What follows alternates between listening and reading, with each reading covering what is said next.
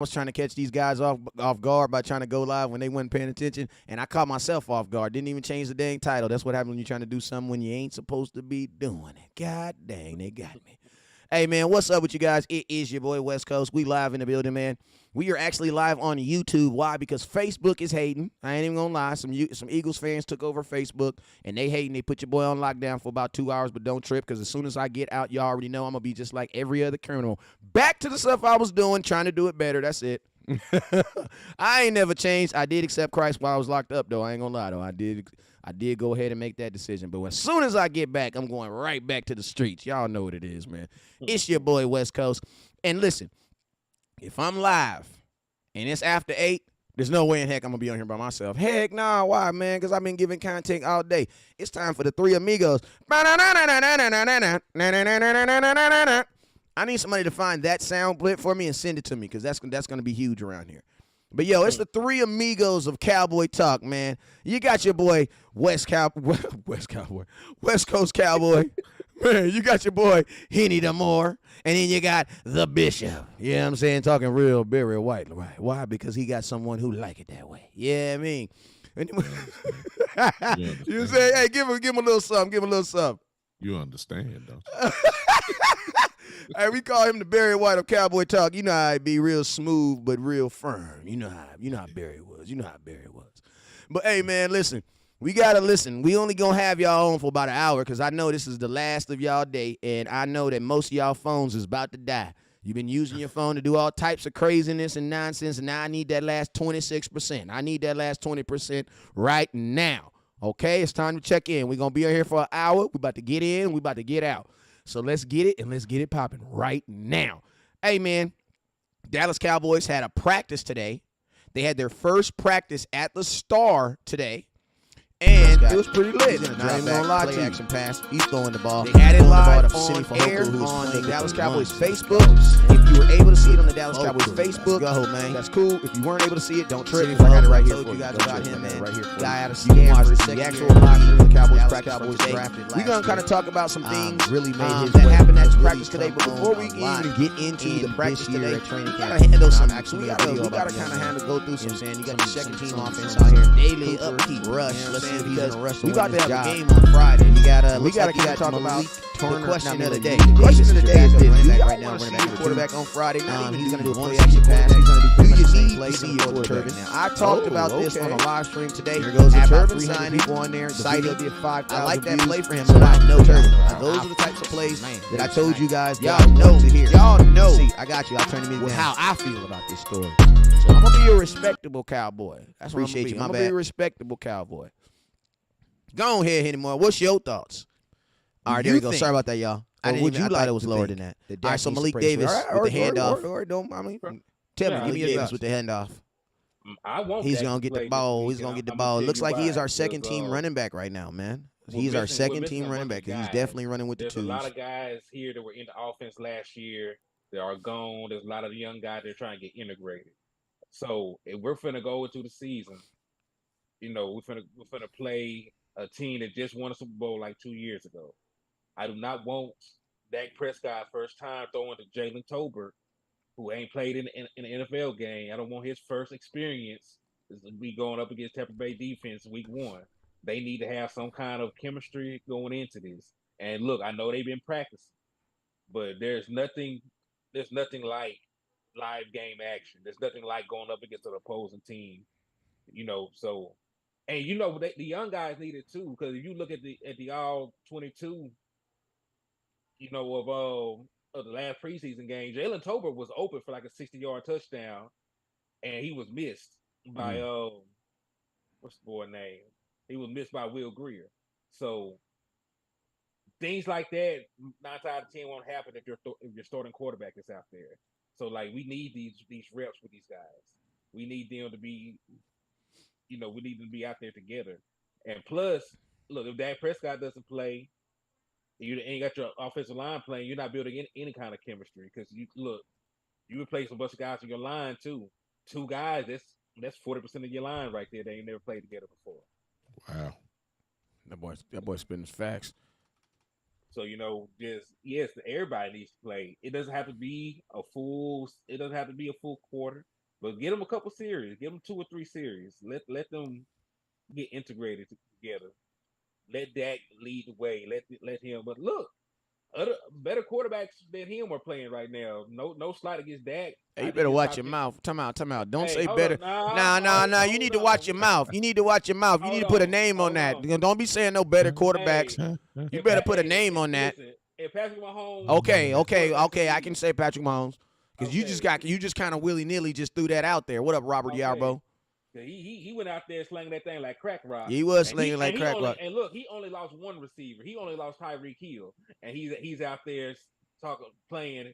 He said he played because he want to get he want to get in rhythm with his team and with this offense. He only lost one guy. We lost Amari Cooper. We ain't gonna have Michael Gallup to start the season. We lost Malik Turner. We lost Cedric Wilson. We lost Collins on the offensive line. We lost. How many is that so far?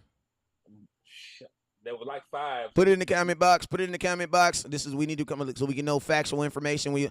From this offense, there are gonna be Amari Cooper's gone. Cedric Wilson's gone. So we got. So let's put it in the comment right now. I'm right. 19's gone. 1's gone. What number was Lael? 70? 71. 71. 71 gone. Malik Turner. What number was he? 17. 17's gone. Who else? If you want to count him, Michael Wilson. Did you say Cedric? I said such a, but I can put a comment. I can put a question mark behind Michael Gallup. So that is 1, 2. Oh yeah, Connor Williams. Duh. Connor Williams. 52 gone. So that's 1, 2, 3, 4, 5. God dang, 6. There's only 11 dudes. There's only 11 dudes on offense. There's only 11 dudes on offense. Hey, pause real quick. Shout out Robert Yarbo for the super chat. Appreciate you, my boy. Go ahead. Yeah, there's only 11 guys on offense, and that's over half of them are going to be new guys out there starting all together for the first time week 1 if you sit everybody out. So what kind of sense does that make if you want to start the season off on a good foot? Because it can get ugly real quick if we don't have these guys prepared. They need to come out crisp. All right. Because look, Dak played. He only played the last preseason game last year, but it looked like it helped. He came out there that first game against Tampa. He was going crazy. Mm-hmm. So we need these guys to be ready because we start off with Tampa Bay. Then we got the Bengals. Then we have a divisional opponent. So I'm not saying that we can't win these games, but there's a chance we can lose all 3 of these games if we're not on our ball. Because look, divisional teams, you throw records and teams out the window. All those games are usually close. Mm-hmm. Okay, Bishop, what's your thoughts? When you just first asked that question, I started saying like, no, he don't need to play because the first question I would ask is, okay, who's my starting 5 for this last preseason game? I don't want to take no chances of him getting hit because we don't have no other alternative as far as a backup quarterback. I mean, I don't want Will Greer starting out game 1 against Tom Brady. It just don't sound right. But point there. One point there about this. Well, I had to go there because we don't have, this goes beyond football. If Dak gets hurt, and I don't mean to start it off this way, in Kansas City, since Mahomes' name came up, I trust Andy Reid, even with a backup quarterback. I know he's going to get the best out of him. And, it may not equal a Super Bowl or, AFC West championship, but they know what they're doing. If Dak Prescott goes down, I mean, good Lord, they had Ben DiNucci throwing the ball way more than he ran the ball. 40 times in a game. You see what I'm saying? So I don't want to take the chance. But one thing about being a content creator and when you're in a panel type form, You got to be willing to go against what you may be thinking. And I'm just gonna go and tell you what Gary just said. Just tipped me over because we do need him out there. And the reason why I'm saying he does need to play is for the very reason Gary just brought up. Facts. Your first two games, you ain't got time to be experimenting. Mhm. You don't need to be trying to figure out your rhythm when you got Brady across the sideline. You know they're gonna be ready to play. Mm-hmm. You Cincinnati is not on, Burrow is not on the level of Brady, but we are talking about that AFC champions. They're gonna be ready to play. They're more improved. Their line is a whole lot better. We don't have time to get ourselves together. We don't want to go down 0-2 starting off. And so I don't know what that actually means. Does that mean 2 series? Does that mean 3 series? Does it mean a quarter, which we know wouldn't happen in the first place? But if you're telling me that the first real live bullets, we ain't talking about no joint practices. We talking about real live bullets. And my defensive coordinator that I'm getting ready to go against is Todd Bowles coming out the gate. Let's happen. Doc, we Bruh, we Tom don't Bowles have is not the guy to be time. trying to figure something out against. Doc, we don't have time to be figuring it out on the fly. No, Right. no, no. I need to know. First of all, I don't have time to figure out, do Noah Brown work better or do Jalen Tolbert work better. I don't have time for that. I need to know before the kickoff even started week one. That's what I need to know. And Oh, unfortunately, the way that it's going, because I heard McCarthy say today that they pretty much gonna do it like they done it for the last two preseason games. So what that tells me is Dak not gonna play. So that means that week one will be the real first live bullets that Dak has seen, other than these little joint control whistle practices that they have. That don't sound too good to me. I ain't saying we can't be effective, but that just don't sound too good to me. So I was about to say no, he don't need to play, but thanks to Henni right here, I'm gonna have to change my position rather quickly once I look at our schedule and see. And we don't need to be say, okay, we finally got our rhythm and it's week 4. No, we need them. We need to go. We got to start out fast. It's right. just no question. Yeah, Hey, and can I hit. gotta add something on to what you just said, man? Because you brought up Yeah, Todd hey, let me Bowles. just. I just want to say this real quick, and then you can add. I'm gonna let y'all hog this subject because they're not already saying this. Henny. Also, you guys got to remember this too. We play division opponents early this year, bro. Mhm. You can't afford to Yeah. lose. You can't afford to lose early games, man. No.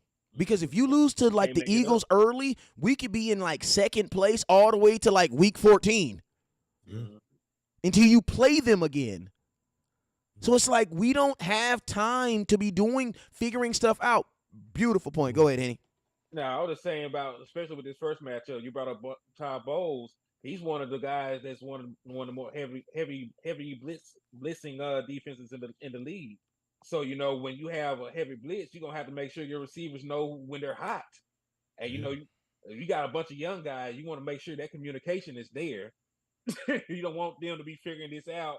That throws an interception off of a blitz because he's supposed to be turning around looking for the ball. He's the one hot, and he's still running up the field. Or even worse, bruh, Dak gets hit. Because like Yeah. when you're running hot, you know what that also means? That means that that means Dak has to understand that they see what I see. You know what I'm saying? Yeah. They see that I'm about to get killed. So that means that what? That 8-yard slant needs to be like 5. Yeah. Mhm. You know what I'm You're saying? gonna have Why? Because I'm not you going to gotta have get it time out to quick. get to it. You know what I'm saying? I'm Yeah, not going to have time. you're gonna have to get it out quick, and then based off, even though we haven't seen Tyron Smith, you know, I- he's gonna get tested. You know what I'm saying? Right there on if we're playing offense, that left side of our offense is gonna get tested heavily Mhm. between Smith, Tyler Smith, and Tyler Biotish. They are going to get tested tremendously by Todd Bowles because Tyron Smith ain't been right as far as health goes. You know, I'm not a believer in this. You know, 80% of him is better. Me neither. Nah, I don't believe in that. Me he If too neither. it's old for eighty all that. percent, that means 20% of your tail can get toe cat raggedy Yeah. real quick. Yeah. So And they think gonna about get this. tested. And think about this, Bishop. We all know that a teaspoon of oil can destroy 50 gallons of water. You know what I'm saying? Bingo. So So a little can actually affect a whole lot. You know what I'm yeah, saying? yeah, we're gonna get tested in these first 2 weeks. I mean, really quickly coming out the gate. And again, I hate to be repetitive, but it is what it is. We don't have time, Yeah. unfortunately, And to also, get to be I'm trying to sorry. figure stuff out. No. And I'm gonna tell you guys something else also because I hear people saying, "Oh, you guys are just worried. You guys are worried." Listen, I want you guys to write down the last year. Let's just say last year. Let's just use last year as an example. Okay, let's just use last year as an example. Why Dak didn't need to play last year? Let's just write some names down. Why Dak didn't need to play last year?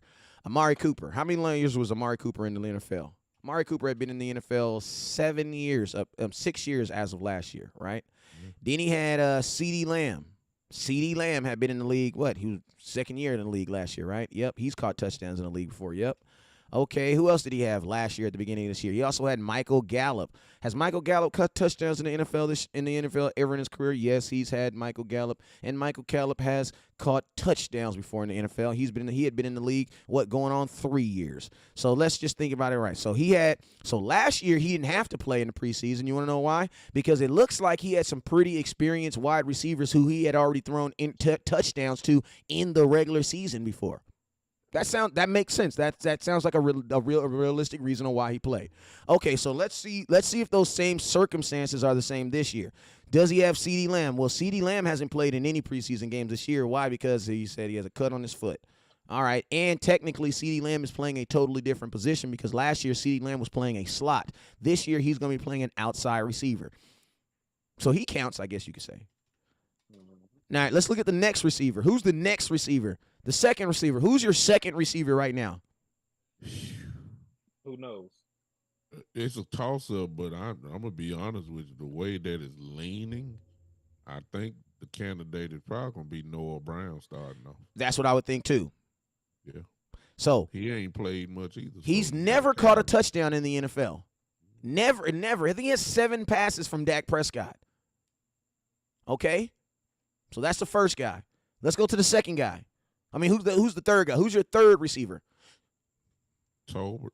I mean, it's gonna have to be Tolbert because it doesn't look like they're running with Houston because it's still. Well, think about this. Tolbert is a rookie who is having a problem catching the ball right now that we can all agree with, right? Mm-hmm. I like the kid, but he has a problem catching the ball. Now, I'm going to tell you guys something this. I saw Tolbert today in practice, and he caught everything. You want to know who was throwing the ball? Dak. Dak was throwing the ball. So you're going to tell me that it's a little different? And, hey, we got Chris Johnson saying that Simi Fehoko is number 3. I'm going to be honest with you. I might have to agree with him on that one. Sammy been looking Chris Johnson. I ain't going to lie to you, man. I might have to agree with you on that one, young man. Yeah, Sammy been But think about this. Think about this. If you say 5 receivers on here, I can name you 5 receivers right now that are supposed to start for the Dallas Cowboys. Well, guess what? Dak has only thrown a pass has only thrown a touchdown to one of them. The other guys don't even have touchdowns in the NFL. 3 of the guys out of those 5 don't even have catches in the NFL. Wow. They do not have catches. How can you guys want these guys? You guys want, and I'm not trying to be vulgar, but you want 4 different dudes to pop their cherry in one game? Bruh, that is a lot, man. That's asking a lot. Like, my question is this. Why would you pay Dak that amount of much money to do that to him, bruh? Yeah. Good question. And we'll be on this show to 3:00 in the morning answering that one because there's a lot of skepticism when it comes to that part. Like you paid him $40 million, but you took all his tools away. It's backwards. Everybody else adds to it, or at least get equal value if you're replacing the guy. Rams, they lose Woods. They lose, but now you get Allen Robinson. You know what I'm saying? It's somewhat of equal value at least, or something that teams gotta respect. The Chiefs, for instance, they lose Hill, but they go get, and I'm not saying this dude is on the equivalent of Hill, but Juju ain't that bad, long as he's playing a second receiver. You see what I'm saying? So it's not like a total drop off. Amari Cooper goes away. We looking like we did before we traded for Cooper. And I'm we, and I'm we, and we you, wondering. and you know what, Bishop? I'm gonna ask you a question too, because you actually brought up a good piece. Like, who's to say that Amari that CD Lamb doesn't have this juju effect? Because I'm not gonna I don't I'm I don't swear for God, but I swear for God, I could have sworn that Juju was supposed to be like this number one receiver at some point and was supposed to be like looked at like as this new up and coming guy, and was even on the ESPN top 100, and he was so popular that he got on TikTok and started dancing. Dude, and all this, like, Juju wasn't doing all this crazy stuff because he was just an average wide receiver. Like, listen to me. Juju is a totally different wide receiver since Anthony Brown. Listen to you guys. My computer is tripping. My son took my computer and is tripping. It will not turn on. If it turns on, I promise you I'll get the call in line on. But if it don't, I can't do nothing about it. You know what I'm saying? Y'all got it. Hey, if you want me to get a new computer, hit that subscribe button, hit that star button, and I promise you. But hey, listen, we got 80 people in here, and we only got 25 likes, and we ain't even got no super chat. That's why West Coast is using this bum ass laptop right here. I'm just telling y'all, I'm just keeping it all the way 100 with you. You know what I'm saying? Right. We hit that super chat, we hit them stars. Then guess what? West Coast, I'm not like Jerry Jones. I actually upgrade. You know what I'm saying? I'm going to upgrade. I'm not going to do what Jerry Jones do. Jerry Jones break a computer and he just go find one in the dumpster somewhere. You feel me? I'm actually going to go to Best Buy and see if I can actually get something better than what I got. You know what I'm saying? So let my computer reboot. Is this going to reboot for the fourth time if it turn on in it? Because sometimes it's 5, because 5 we won the Super Bowl. You know what I'm saying? So hopefully 5 is the magic number. If 5 is the magic number, I'm going to get the phone line on. But if it don't, then I'm going to be on here begging y'all to hit that star button, that share button, so we can get the new laptop. You feel me? And as soon as I get a new laptop, I'm going to have Star Breezy hook it up. You feel me? He says, didn't you just get that desktop? No, I'm using a laptop, bro. The laptop. I'm using a laptop for the soundboard. Come on, man. You a creator. You know what I'm talking about. All right, what the hell was we talking about if I was rudely interrupted? You talking about Juju, man. And I'm going to add to that point. It's coming on, Coach Marv. I'm going to add on to that point, man, because he was, his first year, 917 yards, 7 touchdowns, 58 receptions. 2018, 111 receptions, 1,426 yards, 7 touchdowns. So he went from that. Those are 2 years he played with AB. You go to the next year without him. 552 yards, 3 touchdowns. 831 yards, 9 touchdowns. 129 yards, no touchdowns. Yeah. Hey, pastor, you know what they say? They say you ain't nothing without your choir. Remember they say them, they tell them pastors he ain't nothing without his choir though. Take his choir from him. He ain't nothing. Nah, I feel like AB. In fairness, go ahead, talk to me. I'm one of the ones that believe CD can do it. I've had I believe he can do it too. I've had his coach from Oklahoma on my show. And I watched CD from then, and he assured me that this dude is that guy, and I trust his word on that. However, I'm one of the ones also that I got to see it. You know what I'm saying? I have to see it. I do. I can't go by. I thought you was from Memphis. You up here acting like you from St. Louis. No, you need to get your states right. You was from Mississippi, not Mississippi. You from Memphis. That you is not from the show me state. Wide receiver coach, from Oklahoma, Coach Dennis Simmons, who's at USC with Lane Kiffin now. He was his wide receivers coach. He's assistant head coach now at USC and was there at Oklahoma. So he recruited CD. He had CD. And he's been on. I've had him twice.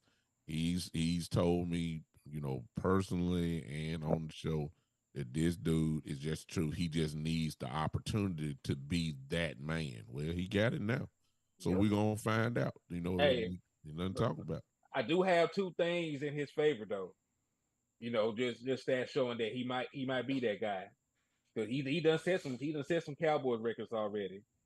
Because his first 2 seasons, ain't nobody caught more balls than C.D. Lamb. Not Dez Bryant, not Michael Irvin, nobody. He had 153 receptions. That's the most all time for a Cowboys player. The 2,037 yards he got. Only Bullet Bob Hayes had more his first 2 seasons. Bullet Bob. So he's doing great things. Two. While he was a featured guy. And we think that he has the athleticism, and we think he has the work ethic to be a number one. So let's just see if Kellen Moore can get him the ball. Yeah, and I'm gonna tell y'all something. I think everybody on here, we the three amigos of Cowboy Talk, I think we all can agree that CD is that dude.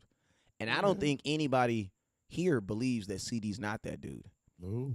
But the problem is CeeDee Lamb's success, just like every other wide receiver that's been in Dallas, is not really predicated on him being that dude. You know what I'm saying? Because we didn't got rid of dudes that was that dude and who are now the dude on other teams. Like, the question is not CD. I believe CeeDee Lamb can do it. You know what I mean? I believe that CeeDee Lamb is a number one receiver. I just believe he has to do things to show me. You know what I'm saying? Yeah. But I definitely believe it's in him. You know what I'm saying? He was bred for these opportunities. But my question is, the system that we're in right now, the Dallas Cowboys system doesn't predicate a number one receiver, regardless of who he is. Like, listen to me. If the Dallas Cowboys said we're trading for Davante Adams and Davante Adams came to Dallas, I could not guarantee that Davante Adams was going to get 1,500 yards, 1,300 yards. I couldn't guarantee that. You know what I would say? Thank you. I would honestly say I'm not going to say I'm a betting man. I'm kind of, listen to me. If you buy a little bit, I buy a little bit. You know what I'm saying? I pay a little bit. You know what I'm saying? But listen, if I had to put my money on it, it's hard for me to put my money on the fact that he is going to because for Kellen Moore to overly target CeeDee Lamb, that's actually going against what Kellen Moore does, because he doesn't do that regardless of the talent. So it's like we're not going to sit up here and try to be like CeeDee Lamb is the best receiver we've had in the last 5 years, because that is not true. And nobody's going to say that. Excuse me, Wes. Go ahead. But you.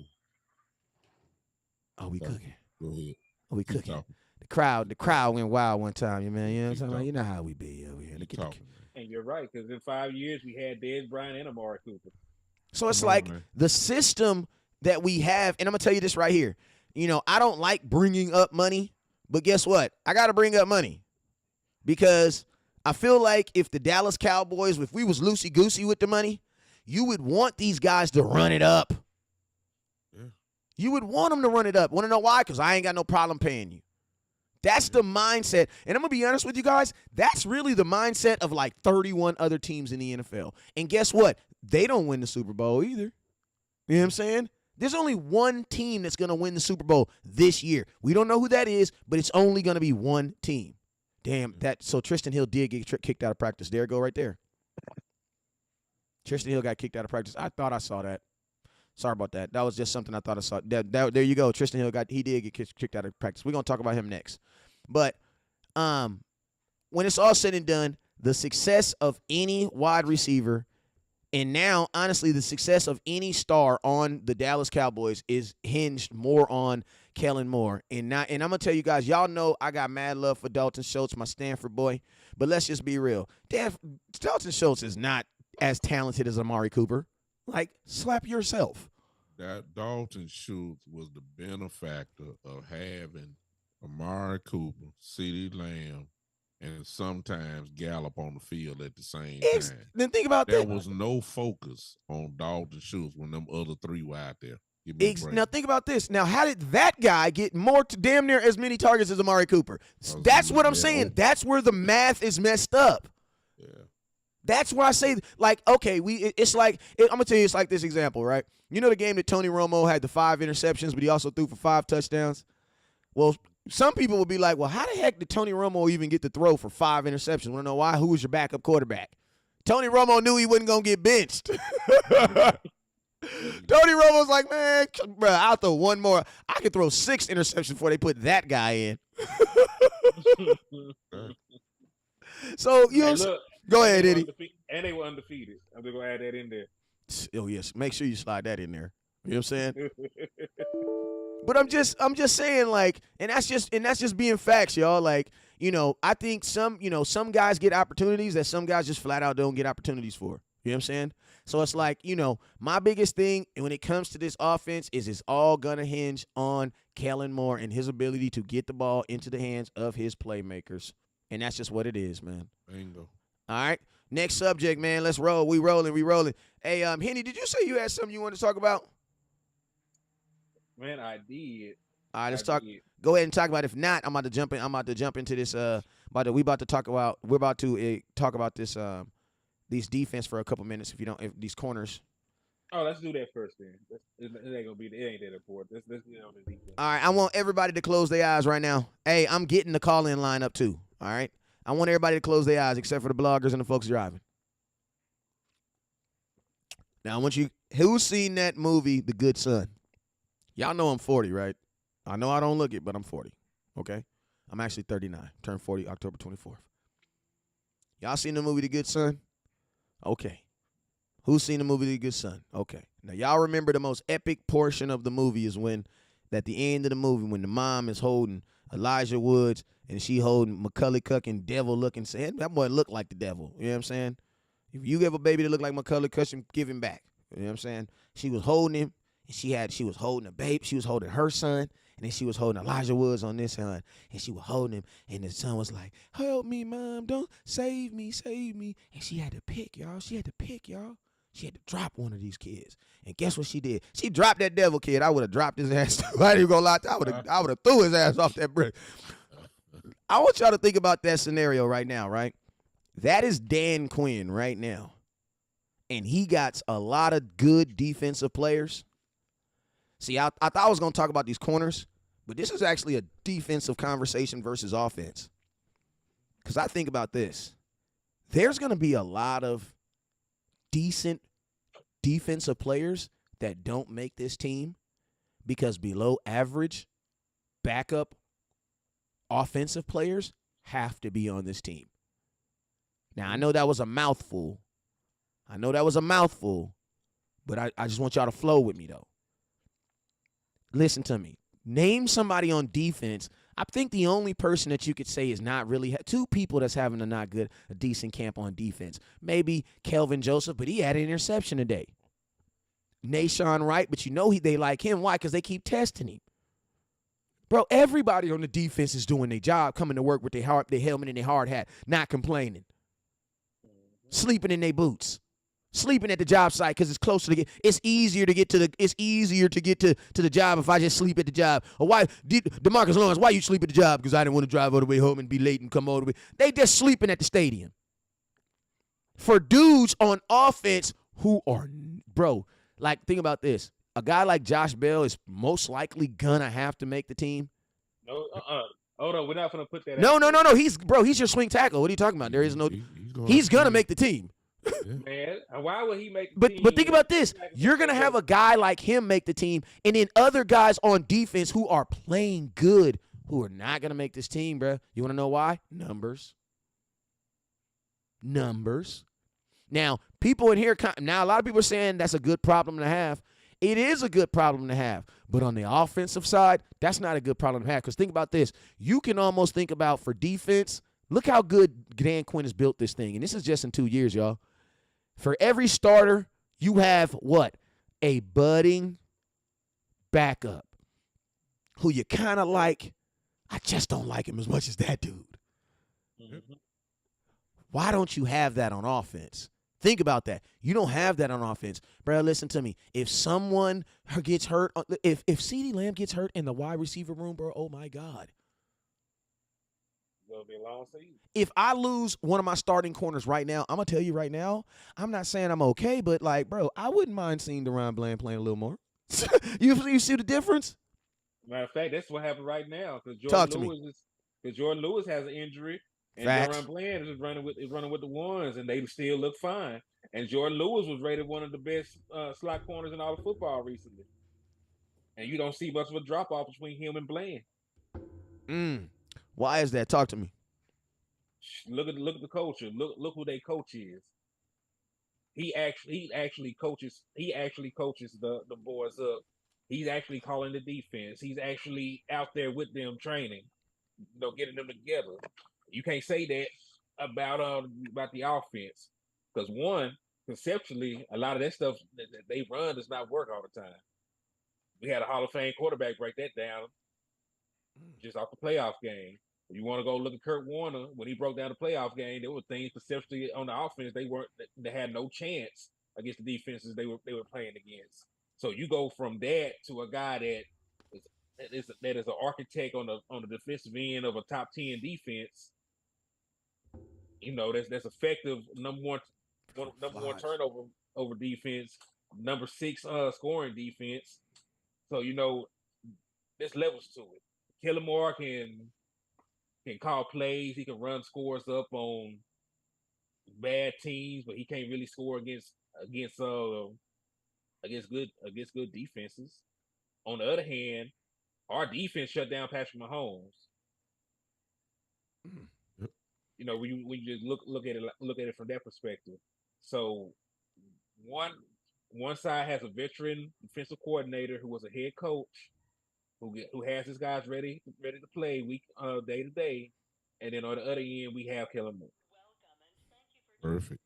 Talk to me, Bishop. Only thing that I'm gonna say is that simply, the West Coast kind of said it best, but the Josh Balls of the world, the Farnucks, the Connor G's, even though Connor G was gonna make the team anyway. McGovern, I'm sorry, Connor McGovern. Those two guys there are going to be the cause of people going to the practice squad this year. Facts. That should be on the 53-man roster. And the reason why is because they really didn't, let's go back, because that's key, what Gary said. When it comes to drafting, Dan Quinn knows exactly what he needs for his defenses. And you can tell because look how good the depth is. Facts. Look how good the depth is. Facts. And holes, and I'm talking about that starts. That's packing holes on top of holes. That's like that starts in the scouting. Yes, facts. That's my God. That's fire. We want to give Will McClay the credit, which he does deserve a lot. But Dan Quinn is right there too. Said, no, not that guy. That ain't gonna fit my system. This guy right here. This guy's gonna do it. And now, when we start talking, you guys just brought up Bland, okay. But look at all the guys that he got to go ahead of really just to get on the field. Bland probably going to be one of our special team guys if our guys are healthy. I mean, our top 4 corners is what? Diggs, Brown, J. Lou, then probably Kelvin Joseph if he makes the team. Right after that, here come Bland. Right after that, I mean, that's the 5th corner. That equals special team. On offensive side of the ball, to go with what Gary was just saying, it's just the truth. You got Dan Quinn, then you got Kellen Moore. Kellen Moore can't drive the car, so he don't know who he wants. He ain't drafted no lineman. Joe Philman offering getting linemen. Kellen Moore don't know nothing about no offensive lineman. Come on now. So it's just such a difference that man came in with us and was telling the Jones family, look, this is what I need. These are the type of guys. I need this prototype of a cornerback. I need this prototype of a defensive lineman. I need this type of linebacker. And that's what he's done. It is obvious what's going on. So that was a great point, Gary. Hey, y'all, the call-in line is open. The call-in line is on. We still got about maybe 35 more minutes of Cowboy talk. So if you want to call in, we're going to give everybody a couple minutes, man. Everybody a couple minutes to talk, say their points. You know what I'm saying? And then we're going to, get on to the next caller. You feel me? So if you want to real quick, one second. Go ahead. Because this is bothering me. Y'all keep talking about Josh Ball has to make the team. No, the hell he doesn't. Because I want to tell you right now, we talk about player development. We talk about guys earning their spot. If they pencil in Josh Ball to be their swing tackle when Alec Horn has outplayed him as a damn tackle, then that is also a problem in of itself. Collins also. Collins has been balling too. Avion Collins yes, as sir. well. So there are two tackles right there. They may not be the best tackles in the world, but they have performed better than this man has. All right. So I don't know if he's somebody pet cat or whatnot, but he does not need to make the team because there are two guys that outperformed him. And Well, we cannot sit here and they cannot preach that everybody should play, everybody should be rewarded for how well they play. But this guy has been horrid, and there are two guys right there that are also cheap. All right, you don't have to do anything extra. All you got to do is cut him. Cause look, that's what he happened. said all you got to do is cut him. Hold up real quick. Look. Hey, 803, you're up next. Give me a couple minutes. You're up in like 2 seconds. I got you. Okay, you on there? 803, can you hear me? Yeah, you on the why you on this phone though? All right, say something, 803. Can you hear me? 803, can you hear me? See, my call-in line is tripping. Let me figure this out real quick. Let me give me. Hey, coach, don't hang up. But hey, Henni, keep talking. Let me see if I can fix this real quick. Okay, yeah, but nah, because that's the path that Alcorn had to make. He kept having to get cut and go to the practice squad. Get cut and go to the practice squad. Well, this year he has improved. He is playing better, and he should be rewarded for that. You should not just put. Let me give you just ain't no pushback, but let's just throw this up in the air. The deficiencies of Josh Ball in the pass game are obvious. We see that. But in the run game, he been knocking folks around. Do you think that's balancing what's keeping him in the fight? Because he's a mauler in the run game. Oh, that's a good point. Josh Ball been knocking people flat out on their tail when it comes to run blocking. Now, pass blocking, he is horrible. He's not nowhere near as good as Collins, nowhere near good as Farrakhan, and nowhere near it. But in the run game, though, he's punishing people. Now, I give him that part. So I think that's what's keeping him in the dance. That's just me. But see, you can't be that much night and day and still be on the team. Because yes, he can run block, but look, run blocking is the easiest thing to do as an offensive lineman. This man is 6'7", 3 something. Of course, you should be able to run full speed and hit somebody and knock them back. Yeah. All right. Because I'm not saying that Alcorn is a better run blocker, but he is still a good enough run blocker to be in front of him because he is 3 times the pass blocker he is. I agree with that part. Yeah. So I'm just thinking from perspective. You are the only participant in the. I'm just thinking from the perspective. That's a lot of what they may be thinking. That ain't what we thinking. But I really believe that's what's keeping him really in the dance because it's so horrible on. I mean, he getting whipped on around the edge. He ain't nowhere near quick enough to handle any speed rushes at all. No question about that. Yeah, so I don't know. So that is something that bothers me. What's coach? Yep, give me 1 second. You're in. Yeah, because y'all have pistoled me in, and I know he probably gonna make the team because that's who they like. Yeah, but he is not the guy that's been performing. And the Cowboys have a history of trying to make $1 out of 15 cents. Look how long they stuck with Connor Williams. Facts. All right, we got 803. I got Coach Marv on the line, man. He been waiting, man. Coach Marv, what it do, man? What's your thoughts, man, on everything you've seen? What's your thoughts on anything you've seen and heard? And then, Bishop, you got a first response. Go ahead. Hey, I'm seeing something that's really bothering me, and it bothered me from the last two preseason games. And Henni making a contest to this. I'm really perplexed with our passing concepts, our route concepts, and I'm getting a little technical here, a little deep coaching talk here, but we're not attacking the middle of the field between 10 to 20 yards in the middle of the field. Even when I'm watching practice, we're not attacking the middle of the field.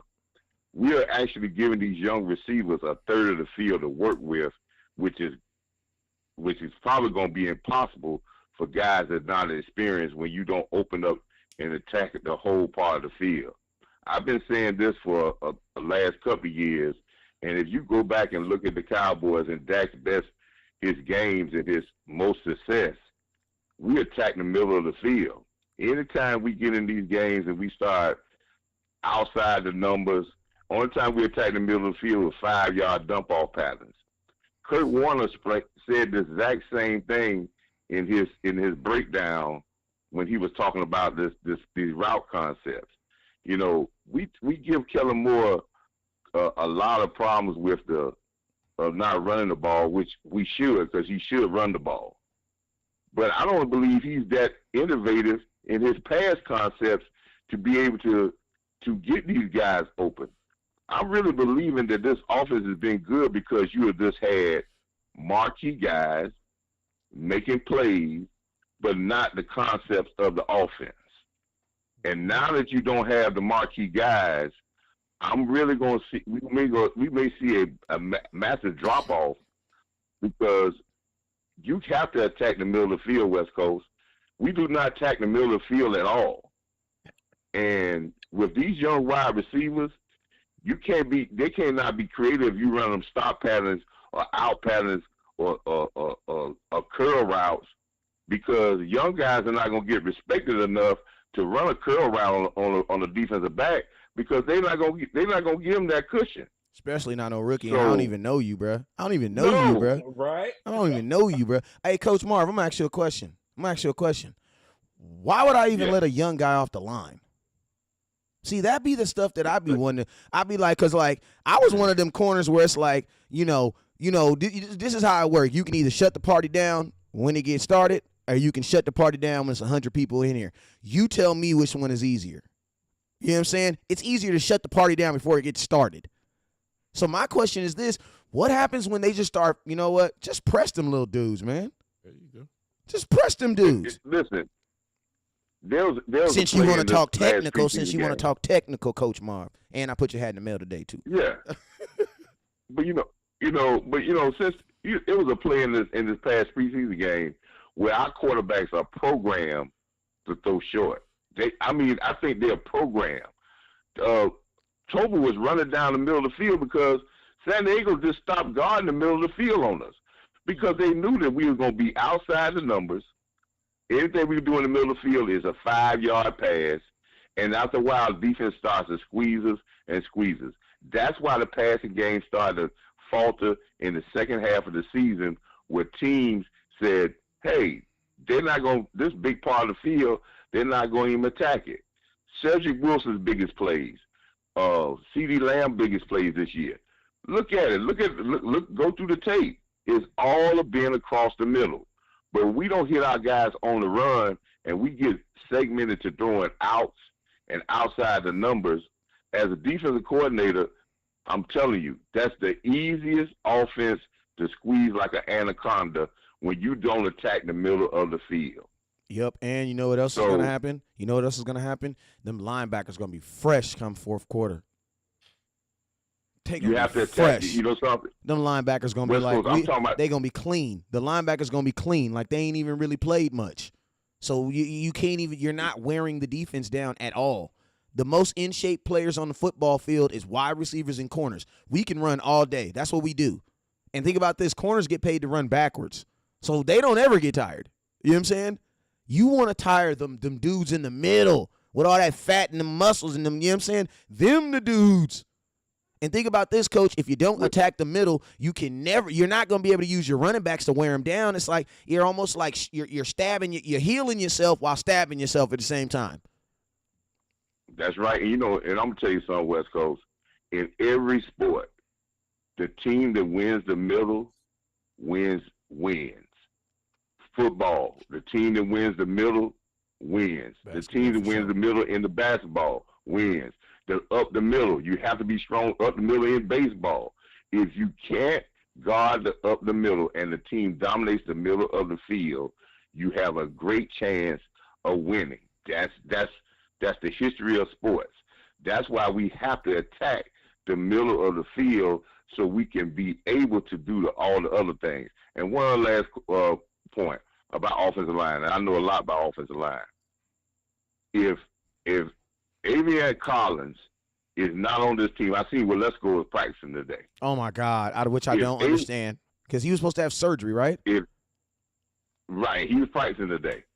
If Avian Collins is not on this team and not a part of this rotation, this offensive line, we should stand on top of the Texas Stadium and say this has got to be some BS, because film don't lie. I'm not going on what somebody hype. I'm not going on what somebody was talking about. I have watched this guy in practice. I watched this when you was at the training, when you was at the scrimmages. I focused in on him since week 1 of preseason, and I have not seen no difference in play from every time I've seen him. You watch the film that you're watching today. He is still solid. He is still technique sound, and believe to me, the way he looks, this guy could be a starter in this league. So if they put him out there thinking they're gonna get it back on practice squad, as soon as they put him out there, there's gonna be a lot of teams jumping to get quality offensive linemen that can back up. He's a better athlete than Johnson Ball. He's stronger. He's a better run blocker. He's a better pass blocker, and he's started a game in the NFL before. West Coast, he has started a game, and he's played left and right side. So I don't understand that. That's got to be a political thing. But we're trying to win. We can't make political decisions like that. Yeah, Collins is exactly where you would think. If you look at his career, it would make sense that he's peaking right now. Like, if you go look at his career, if you look at his career and what he's done and the teams he's played for, it makes sense that he's peaking right now. Like it makes sense. Like, if you're gonna be good, you either get a shit or get off the pot. This is that portion of his career where it's like, yeah, you got to shit off to get off the pot, man, or you're not gonna be in the league. And I think he took that, cause it is. And I'm gonna tell you this: I don't even think the Cowboys thought that he was gonna be this good, and that's why I think it's hard for them to get him in reps. Because I'm gonna tell you this right now: the most important thing in football, especially preseason, is reps. That's golden. You know what I'm saying? So it's like, I think that's part of the reason the Cowboys, they kind of go into these camps, into these games with preset notions. I'm just being real with you. Because think about this. Fans, I think we're actually more honest about preseason games. Because, listen, I didn't want to see the same guys from week 1 that I did want to see week 2. You know what I'm saying? There was guys from week 1 that I no longer wanted to see, and I wanted to see more of these guys in week 2.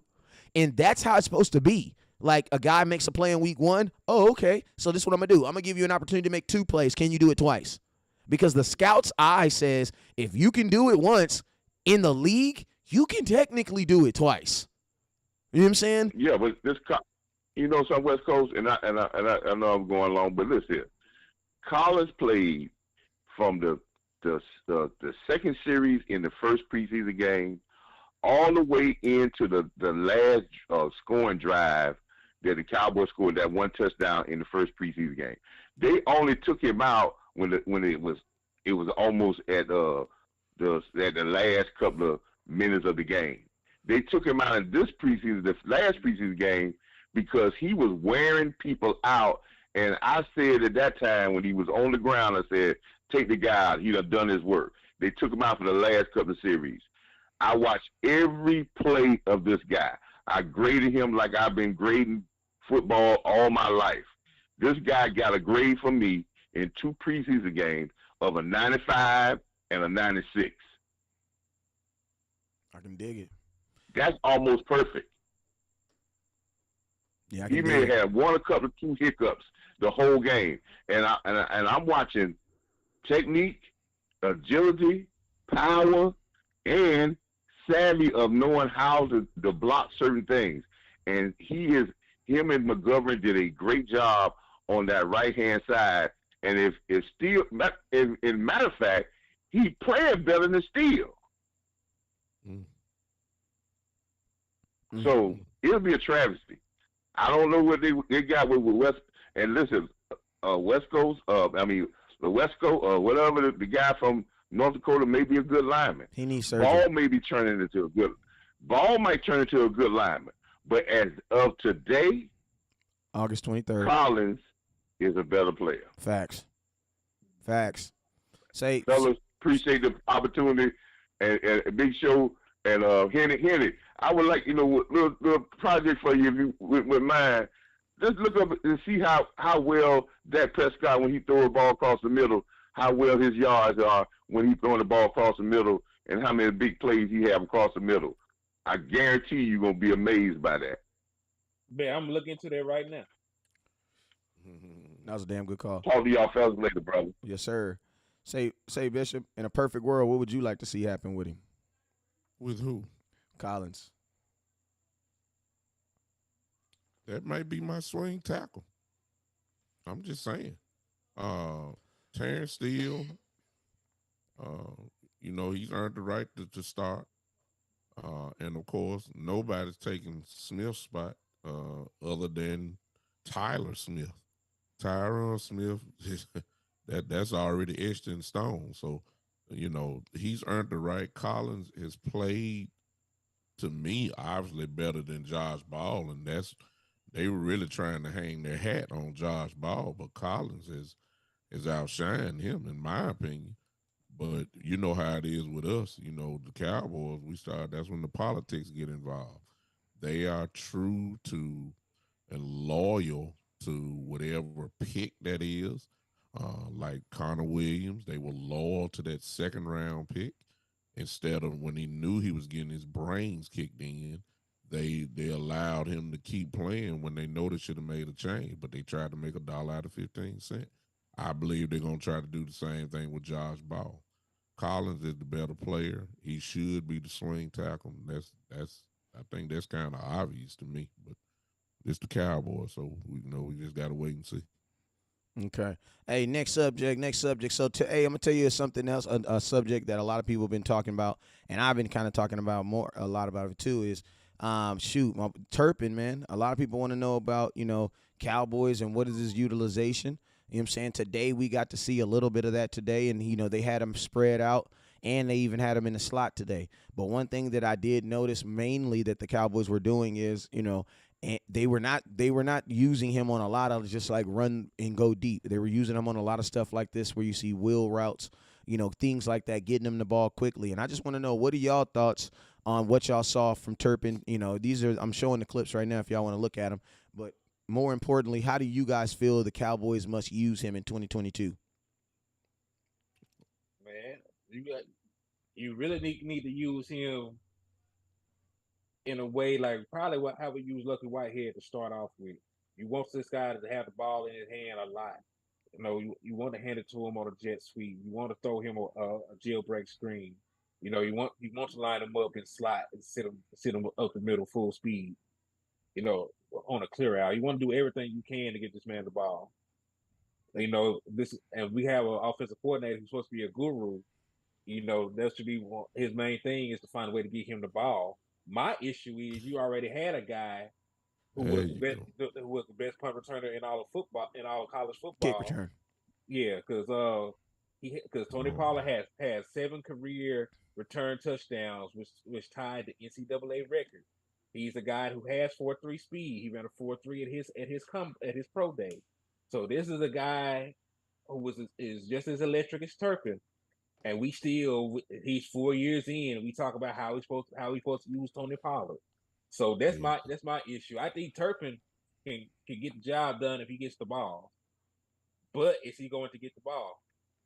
I don't want Turpin to end up being like Tavon Austin a guy like Tavon Austin or anything.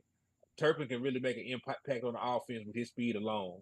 And I know that he's small, he's undersized. That still worries me. If he can stay healthy, if he can take hits, because even on one of the plays you just showed, he hit the ground too hard. He checked himself out. He knocked the wind out of himself. So he's a very small guy. You don't want him to get hit or hurt, but you still need to find a way to get him the ball consistently. And one thing I know, and hey, real quick, you guys, we got 46 likes. I need everybody who hasn't liked the content already to go and hit that thumbs up button right now. Go hit that thumbs up button right now. If you're still watching the content, please go hit that thumbs up button right now. We're at 46. We need to get at least to 100 because we had over 100 people in here watching. We got like 90 people in here watching right now. Yeah, I think that's a good point as far as him. Because I'm gonna tell you this. One thing that pisses a defense off is a little short guy, small guy, just running crazy. And I'm gonna tell you, man, when they finally do catch you, they gonna smack you. they gonna try to lay into you. Like they gonna that's like this is the NFL, man. Like they are going to try, especially if you just broke off a big play. Like, man, that their defensive coordinator is gonna tell him, hey, man, that dude is 155 pounds. Next time he get the ball, kill him, lay into him. Like that's just football, bruh. Man. Like I remember Jordan, Pierre not Pierre Paul, but I forget the defensive end for the Jason Strahan. Hey, I'm not a Giants fan, but the boy with the big gap in his mouth. Michael Strahan. They said what was the thing that they were going to do to Tom Brady? Like what was their goal? Because they said they watched 18 games of Tom Brady just winning. And they're like one thing that they noticed out of all the games in that season is Tom Brady never got hit. So Michael Strahan said that their defensive coordinator came to them in the film game and said, listen, I don't even care about the penalties. Hit him on every play. Pull him to the ground. Every play. Don't matter if the ball's out of his hand. Don't matter if he's run. No matter if he even got the ball. Pull and you go watch it. You literally see them pulling him to the ground. You know what I'm saying? Like that's the type of psychological. And guess what? That did get into Tom Brady's brain. You know what I'm saying? Now, and it's like those are the psychological things that defensive coordinators play with their defense. Like, you know what I'm saying? Like I remember playing for a defensive coordinator, and literally listen, if you had a star receiver or something like that, first play out the gate, we gonna blow him up off the line. You know what I'm saying? And we gonna take the penalty. That's just what it is. You know what I'm saying? Because guess what? A lot of these youngsters at that age, you know what they do? They get all razzled and dazzled. And it take them a couple minutes before they get their head back in the game. Now they all pissed off. You know what I'm saying? That 15 yards is beneficial in the first half. You know what I'm saying? Now you all out. So it's like that's a different level of football that does get played. You know what I'm saying? So, I saw that today, and I ain't gonna lie. When I saw him get hit today, and had to check himself out, I definitely, my heart kind of fluttered a little bit. But one thing I know about Turpin is he is going to, in the NFL, he's going to have to treat himself like a quarterback. Like, he's going to have to treat himself like Lamar Jackson and get down. You know what I'm saying? Get out of bounds. Get out of bounds. Don't get hit. He's going to have to 100% minimize the contact on his body. And, I mean, in order for him to play long as he's able to do that and figure out a way to do that and still have a competitive edge over the people trying to catch him, then he should be fine. You know what I'm saying? But that's just that's gonna have to be the number one thing, because longevity through a 17-game season is what I'm curious about. You know what I'm saying? And then also think about those games where it start getting snow. You know what I'm saying? You go to Green Bay, it's gonna be freezing, man. You know what I'm saying? Everybody's legs move a little bit slower when it's cold. You know what I'm saying? So it's like, that's something also Kellen Moore's going to have to take advantage, because you're not just going to be able to just send this dude, in cover 3, 9 man in the box. You ain't going to be able to send this dude on no slant. You're going to run his ass right into a linebacker, and he's not going to get up, and his mom is going to sue you. Y'all, I mean, y'all giving the technicality, Coach Moore did as well. But, I mean, we just can't gloss over the unfortunately, the power that Kellen Moore has this year. I mean, he is going to be responsible for a head coach possibly losing his job. Cool. He is going to be responsible for guys not getting extra money on their contract because they're not going to reach the numbers that that they could have in their contracts. He's once again, we're gonna be asking this question next year about this time, like, how many years we got to say certain players need the ball. I mean, this has been a constant with him, and he has the success of this year. I'm not worried about Dan Quinn. I'm not worried about the defense at all. The question of the Cowboys is gonna be, it all lies in the hands really of Kellen Moore. It ain't even Coach McCarthy. It's Kellen Moore. Can he drive the car? You got a beautiful Corvette out there.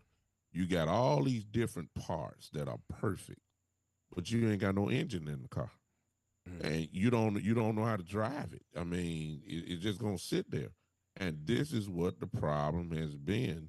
And you just, we hoping that he can finally get it together. And as far as Turpin goes, yeah, he could be a great offensive weapon, but we still trying to figure out how to get Tony Pollard the ball in the offense. Hey, that's why I said, what's Tony Pollard's role now? That's why I'm asking. I'm curious now. I said this, West Coast. I said this on my show the other day. Like, Tony Pollard ain't getting the ball enough as it is. Mm-hmm. Now I know you he get wouldn't Turpin have. in. Yeah. Turpin is going to be our kick returner and our punt returner. Which takes the ball out of his hand. It takes the ball out of his hands. Now, the only time you get the ball is from a backup running back position, or if you're smart enough, you finally going to put him in the slot and let him roll like that. But he ain't never done it. I mean, Kellen Moore ain't never done it. So we're still trying to figure out this 2-year question. How do you get the ball in the hands of Tony Pollard? Well, you just took the biggest piece away. He's not going to be our returner this year. Turpin, thank God bless Turpin. He's going to be great. I believe Pollard and Turpin will be side by side on kickoff. That's what I think too. And which would be awesome because you can't pick a side. But both of them are lethal. But you kind of already it ain't Pollard's fault. Turpin got to get on the field. I would love to see a 4-wide receiver set with Pollard and Turpin in the slot. Why not? But think about this, OG. Hey, and 310, I got you up next. But think about this. Even then, Turpin, that's why I said when Turpin got on this team, I was like, damn, I know Tony Pollard pissed. Because it's like, especially when the owner says that he wants Turpin to be able to do everything that you can do. And think about this. The difference is Turpin's on a 3-year contract. You're on a 1-year. There you go. You're on a 1-year deal. What up, Cowboy Nation?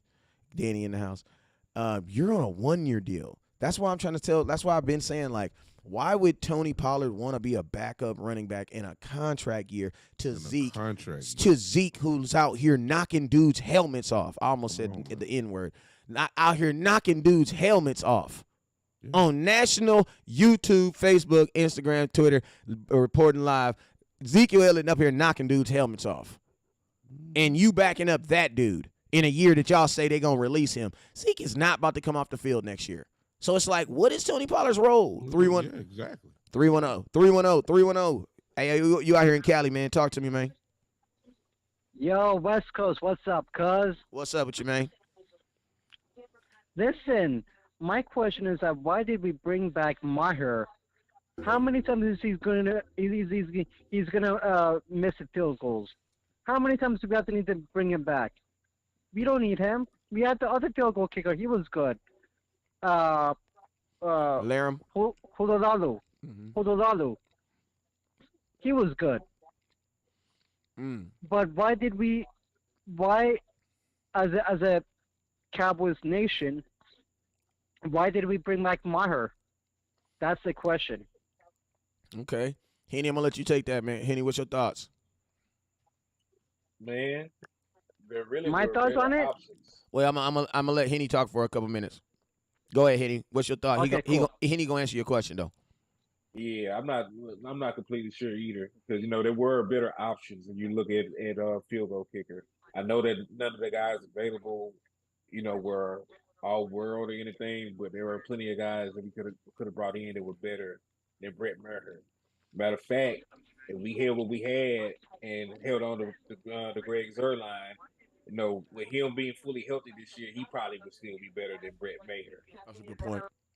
Because look, I'm the main guy that said give him a chance. I'm the guy that said he updated his resume because he kicked better with the Saints last year. It was very limited role, but he kicked better with the Saints last year than what he did his last season with us. So he did do that. He does have that on his resume now.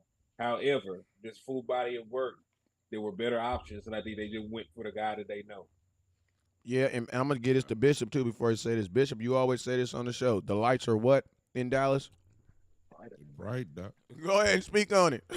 Right. Hey, educate these young folks. Educate them, OG. Well, the lights are bright, and you kick better when you're outside of Dallas. When them lights on and folks are tense and holding their breath and holding other parts of their body, I ain't gonna say nothing, but they doing that, and you them lights is brighter in Dallas, boy. Find out real quick what you made out of in the clutch. Now, I will say this to the caller that came in. If you listen to Coach McCarthy's press conference on today, he pretty much answered your question. It was really between Liam and Brett Maher, May or whatever you call him. Money May is what West Coast calls him. Money May. So what he said was they were both kicking well. He said he stepped up, but here was the determining factor. Go listen to it for yourself. He said today the determining factor was that Brett Money May was kicking the ball through the end zone, and Liam was not as efficient as Brett. Now, that is important because if you're giving the ball at the 25-yard line, and opposed to Liam, I guess what he's saying is the ball wasn't traveling as far, and of course that opens up the kick return game. You don't want that to happen too often. So based off that, and he said that was a more of a determining factor than anything. So that part you got to check out. I mean, I ain't gonna lie, that's a good point because you got to think like this. If you're an arsonist, I'm pretty sure that you're gonna make sure that stuff around your house just don't catch on fire. You know what I'm saying? When I say we're an arsonist. Why? Because we have a guy who can return a punt or a kickoff return on you at any time. So when you have that at practice, you have to then protect against it because you're practicing it against it. You know what I'm saying? Yeah. Like, people who have, it's easier to sell, fire insurance to a guy who's had a fire at their house. You know what I'm saying? Because they can identify. So the Cowboys can identify with having a really good kicker. Why? Because we don't want nobody doing what we trying to do to everybody else. You know what I'm saying? Yeah, we don't want you doing that to us. Hell no. Hell no. You know what I'm saying? So I can get that. And this is something else the Cowboys got to do with our kicker too, is you got to help the dude out. Stop kicking 61-yard, 62-yard kicks, bro. Punt the damn ball. You got a Pro Bowl punter. It's not really about finding a guy who can make these kicks. No, it's sometimes about being wise and punting the ball. I don't know why. I learned this. The retreat is not necessarily defeat. You know what I'm saying? Yeah. Sometimes retreat can actually be strategical. You know what I'm saying? Especially with this defense that we have. Thank you. You have a defense. Listen to me. You have a punter that is putting dudes on the 5, and you have a defense that can take the ball. Yeah, so you know what that means? They'll probably at least give you a 3 and out. Or thank you. So you know what that means? You'll in 3 plays, you'll have the ball back. That means there's a better chance that if you just punt the ball, let your defense go play 3 plays, you're probably going to get the ball back in better field position. Because the Cowboys defense is not giving up big plays. They don't give up big plays like that. When you have a Pro Bowl punter, a guy who can really pin dudes back, and a defense who can legitimately stop the run and who can take the ball, bro, I'm punting it I have no problem with it. I have no problem. But see, punting has always been looked at as almost like retreating. We're defeated. We lost. Not when you got a dude that can put an offense on a 6, on a 12. Because of the defense that we think great point have this year, your punter can actually become an offensive weapon. Great point, Bishop. Great freaking point. That's really the truth. When you have a defense like this, or potentially, or what we think is going to be, your punter can become not only a offensive weapon, he can become an all-pro punter because the defense is what's going to make him look good. Facts. Facts. And think about this. You do that, guess what? Now you get your kicker in regulatory stuff. The reason why we need a good kicker is because guess what? We keep putting our kicker in a situation. Let me say this better. The reason why we need a good kicker is because we keep on putting ourselves in position to need a good kicker. There you go. You don't know why everybody else don't really care? Because They're like, yo, we're going to go down here and score. And if we don't score, we're going to punt the ball. We're going to punt them deep. My defense is going to go out there. For the most part, they're going to 3-and-out them. Or worst case scenario, you might get a first down. But on that second drive, we're going to 3-and-out them. We're going to get the ball, and we're going to go back at it. Yeah. That's how teams look at it. The Dallas Cowboys, it's almost like they're trying to win the game on every drive. Like use your use your punter. Allow them. That's a great freaking point, man. Great freaking point, OG. Say, man, we've been on here for about an hour and 20 minutes, and I know it's 10 o'clock over here, so I know we already on another day over there. And you already know, man, you can't write it on your taxes if you start in the other time zone and you go to the other time zone. You know, you got to carry it over and all that other stuff. It start getting weird out here. You know what I'm saying? But yo, everybody on here got a page, so I need everybody. I got 91 people right now watching. Say it right now. I want everybody right now to go over to Bishop's page. Bishop, let them know where your page is. On Facebook is very simple. You can go to the Big Time Show. The Big Time Show is simple. Go follow that, and on my YouTube page again, it is the Big Time Show. Just find the videos. You'll see my face there. That is the proper one. I got to copyright my name because there's another 2 big time shows I think that's there that they don't even operate. I got to kick them off there. But anyway, the Big Time Show. Go follow that. Subscribe to my YouTube channel. We'll take care of all the rest once y'all tune in. I'm on Twitter at Big Time Lou, LOU at Big Time Lou. That'll do it for now. Yep, and by the next we gonna for Tuesdays, make sure you guys Tuesdays is our night where we set and we're gonna have our 3 amigos of Cowboy football. We're gonna have it. Typically, for the most part, it's gonna start at 8 o'clock. You know what I'm saying? We're gonna even try to get it a little early, maybe around 7:30ish. But 8 o'clock is where we're gonna envision it, and we're gonna give you guys y'all content, and that's gonna be for throughout the season too. So make sure y'all continue to rock. So also by next week too, we'll have everybody's YouTubes and stuff linked together, so you guys will be able to watch on either channel. You know what I'm saying? Because we want to make sure that we're growing from the content. But Henni Moore, man, let them know where they can find you at, and you are a writer, so let them know what your next article gonna be, and where it's dropping at, and what it's gonna be about. Yeah, man, it's Henni Moore, Facebook, Twitter, WordPress, YouTube, HENNYTHEMOOR. Right now, I'm working on an article called "Managing Expectations." This edition is about Dak Prescott, and we're gonna go just analyze what we expect him to do this season. Facts. And hey, man, it's your boy West Coast. You already know where you found me at. Right here, hanging out. Right there by ATM Stadium, lurking, trying to get some content, y'all. Hey, man, look at your dang quarterback, man. Can we just stop? Can we just pause for a minute, man? Look at that, man. Look at that boy. Look at him. Hiking the ball, dropping back. Look at him, squaring up, getting the ball out. Man, listen to me. I'm going to tell y'all this right now, man. Y'all better appreciate Dak Prescott, boy. Y'all better appreciate that young man. Y'all better appreciate him. Because, man, I'm just saying, man. There's a lot of folks talk a lot of crap about Dak, but there's a lot of teams I know would love to have him a Dak Prescott. You better knock it off. You know what I'm saying? He going to lead the way, too, this year. I got faith in the young man. But y'all already know what it is, man. It's your boy, West Coast. Make sure y'all hit that subscribe button. Make sure y'all hit that subscribe button on the Big Time Show YouTube and Henni Moore on YouTube and also on West Coast Cowboy. Hey, man, we the 3 amigos of Cowboy Talk. We'll see y'all next Tuesday. Y'all already